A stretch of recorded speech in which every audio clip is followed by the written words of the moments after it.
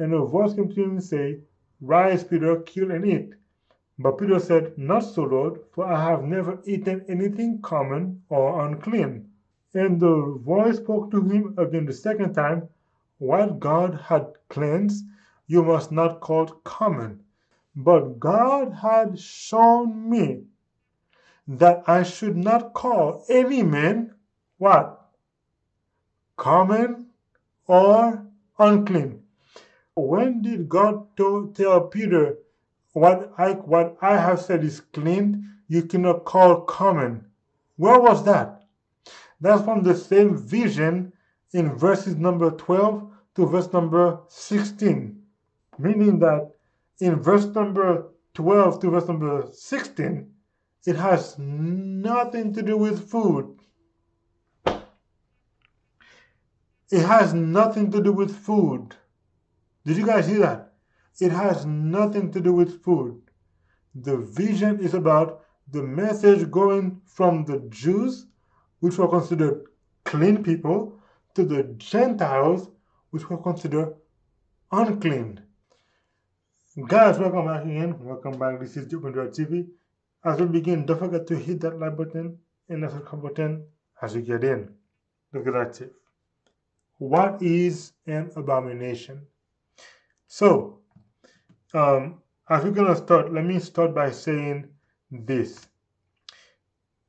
There are many types of abominations, okay? Not just one. And in most cases, it is God who calls something an abomination. But an abomination does not necessarily mean that it is unnatural or that it goes against nature to humans, even though it might be used in that context. Okay? Okay. Let me also mention that not every time God calls something abomination means it is for everybody. It is still an abomination, but sometimes it could be referred to only it could be used for the people who identify themselves as God's people. Okay? Now let's keep on moving. Let's start. What is abomination? It is from the Greek and Hebrew as pronounced to'abo. I think it's to'aiba. I don't know. And delugma, in which means a detestable or accursed thing or act. Let me just quickly. Okay, it is a detestable thing or detestable act, accursed thing or an accursed act. Now, I wanted to reiterate that so you guys don't forget. Not every time the Bible mentions the word abomination means it is abomination. And we're going to see that in the future. Sometimes the word is used, but it's actually not. And funny thing is, guys, what I learned on that thing, man, you're going to be surprised. This needs to be clear, okay? You will find instances in the Bible where the word is used. You will find instances in the Bible where the word is used, but it doesn't mean as such. Lastly, if you ask me why, it is because something is an abomination if and only if God says so. Now, because and anyone else who says something is an abomination does not mean it is. However, it might be either globally or locally. Meaning, I could say something is an abomination, but if what I said is an abomination is not what God says, then it is not an abomination. If I say something is an abomination, which is what God said, basically I'm repeating what God said. Okay? Now, let's move on. Now, what is considered an abomination? Well, food. Let's start with food. Leviticus 11, verse 9 to 23. And this is one of the things I mentioned earlier, that sometimes it is referred to as an abomination to only God's people. not the whole world, but God's people. So, verse number 10 says, but in all the seas or in the rivers that do not have fins or scales, all that move in the water, or any living thing which is in the water, they are an abomination to you. They shall be an abomination to you. You shall not eat their flesh, but you shall regard their carcasses as an abomination. Whatever in the water does not have fins and scales, that shall be an abomination to you, and you shall regard them as abomination. So if it doesn't have fins and scales, if it has fins or scales and it doesn't have both, it's an abomination. When it comes to the bird, God says the eagle, the vulture, the buzzard, the kite, and the falcon after its kind, every raven after its kind, the ostrich, the short-eared owl, the seagull, the hawk, after its kind, the little owl, the fish owl, the screech owl, the white owl, the jackdaw, the carrion vulture, the stork, the heron after its kind, the hoopoe, and the bat. These are all also abomination to God's people. Now, let's keep on reading. Verse number 20. Verse number 20. All flying insects that creep on all fours shall be an abomination to you. Yet these you may eat of every flying insect that creeps on all four. Those which have jointed legs above their feet, with which to leap on the earth. These you may eat: the locust after its kind, the destroying locust after its kind, the cricket after its kind, the grasshopper after its kind. But all other flying insects which have 4 feet shall be an abomination to you. Which means, to those who do not claim to be God's people, they can eat whatever they want. But if you claim to be God's people, then you cannot eat whatever you want. Okay? Basically, that's what it means. Let's keep on going. Every creeping thing that creeps on the earth shall be an abomination to you. It shall not be eaten. Whatever crawls on its belly, meaning lizard, snakes, crocodile, Komodo dragon, whatever. Whatever goes on all fours, or whatever that has many feet among all creeping things that creepeth upon the earth, these you shall not eat, for they are an abomination. So basically, you can be eating snakes and crocodiles and alligators and caiman and how should you call it? Snakes and lizard, monitor lizard, like, you get the point. Okay? So when it comes to food, yes, food can also be an abomination, but it's only to God's people. Those who actually say they are God's people cannot eat those kind of food either. Now, some might say, well, the original TV, this was only for the Israelites. I'm a Nigerian. I'm a Haitian.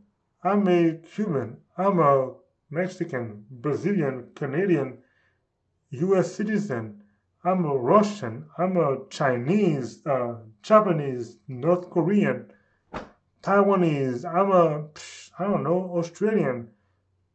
That was for the Israelites. And then they might say, also, even on TV, when you look at Peter, God told Peter he could eat any food based on Acts chapter 10. Okay, let's see. Now, God commanded the Israelites, right, the food that they can eat and cannot eat. And I'm saying this is true to this day. There is no such thing as you can eat whatever you want if you are God's people. Now, that doesn't mean Satan will not come and tempt you with what you used to eat. But you should do an effort to stop eating what you used to eat if they were unclean meat. Okay? Now, Some will say that it was given to Israel only, like I said earlier, and that in Acts chapter 10, God told Peter it is okay to eat all animals because he said they were now clean. Now, at first I said I urge you guys to read the whole chapter, but like I know most of you will not read the whole chapter, I'm going to read it with you together. So, Acts chapter 10, it begins like this.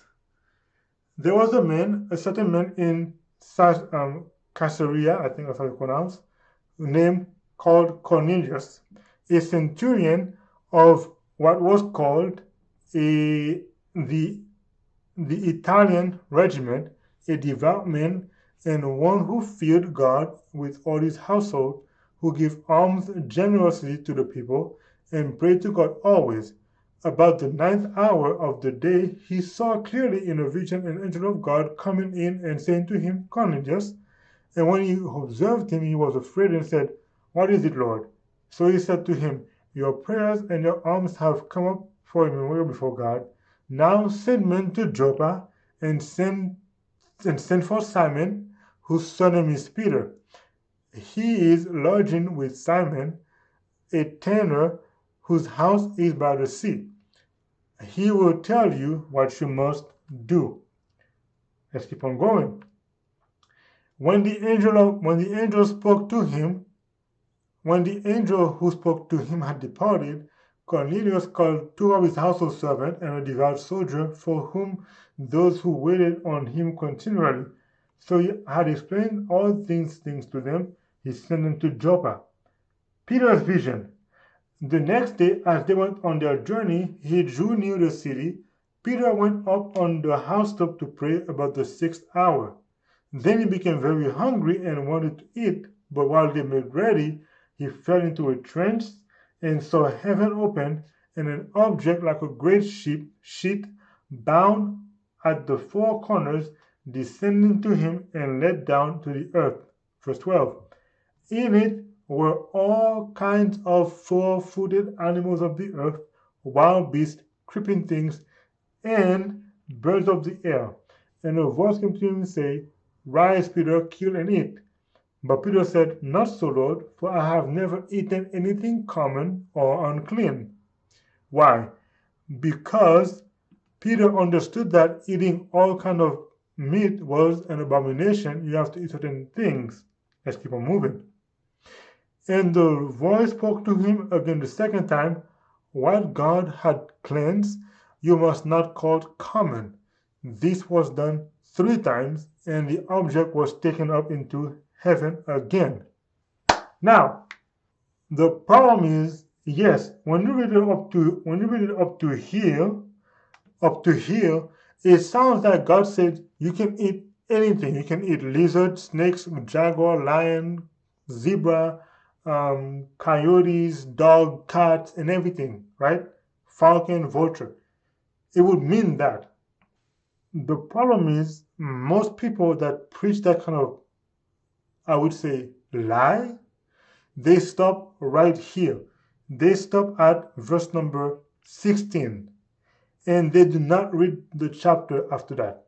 But by God's grace, today we are going to read the chapter.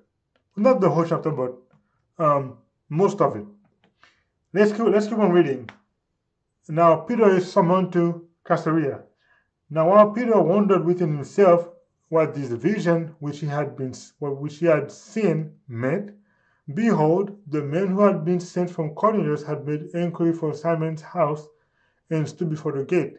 So basically, Peter is trying to figure out what that vision meant. What vision?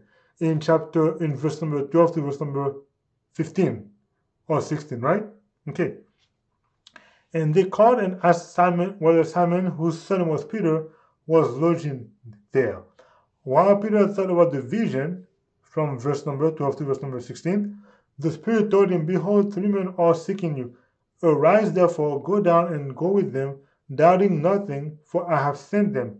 Then Peter went down to the men who had been sent to him from Cornelius and said, Yes, I am he whom you seek. For what reason have you come? And they said, Cornelius the centurion, a just man who fears God and has a good reputation among the nation of the Jews, was divinely instructed by the holy angel to summon you to his house and to hear words from you. Then he invited them in and lodged them. On the next day, Peter went away with them, and some brethren from Joppa accompanied him. Verse number. Now, Peter meets Cornelius. Let's read this one. And the following day, they entered Caesarea. Now Cornelius was waiting for them and had called together his relatives and close friends. As Peter was coming in, Cornelius met him and fell down at his feet and worshipped him. But Peter lifted up and saying, Stand up, I myself am a man also. And as he talked with them, he went in and found many who had come together. Then he said to them, You know how unlawful it is for a Jewish man to keep company with or go to one another nation. But God had shown me that I should not call any man what? Common or unclean. When did God tell Peter, what I have said is clean, you cannot call common? Where was that? That's from the same vision in verses number 12 to verse number 16. The same vision he was trying to figure out is the same vision he was talking about in verse number 28, where he got the answer from God. I cannot call any man unclean or common because every man is clean in God's eyes. Meaning that in verse number 12 to verse number 16, it has nothing to do with food. It has nothing to do with food. Did you guys hear that? It has nothing to do with food. The vision is about the message going from the Jews, which were considered clean people, to the Gentiles, which were considered unclean. And God said, what I have said is clean, you cannot call common or unclean, which means the gospel must go to the Gentile because now they are. Yes.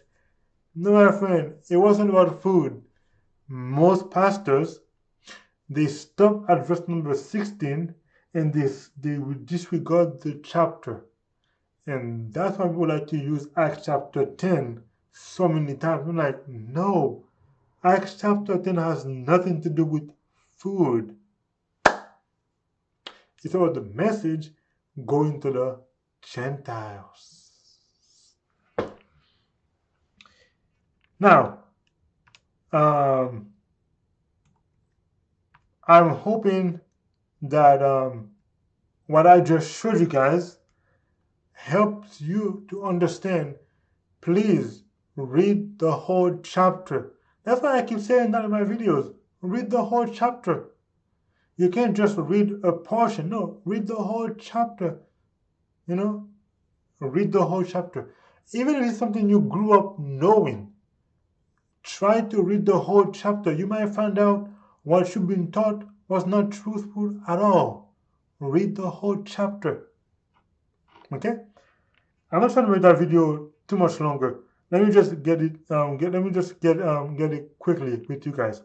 So to recap, what is an abomination? Okay, abomination is a detestable and accursed act. And when is something considered an abomination? It is when and only when God says so. Does the term abomination apply to everyone? Yes and no. It can be globally or locally. Now, in this one, it is mostly locally, meaning for only God's people. But later, we're going to find when it is something that is for the whole earth. Anyway, guys, if you like the video, don't forget to hit that like button and the subscribe button. And if you have any more questions, please, you can put it in the comment section down below, and I will be gladly to make, I will be glad to make another video to give more detail, I should say. Until then, guys, this is the Open World TV. Hope to see you guys again. Until then, bye for now.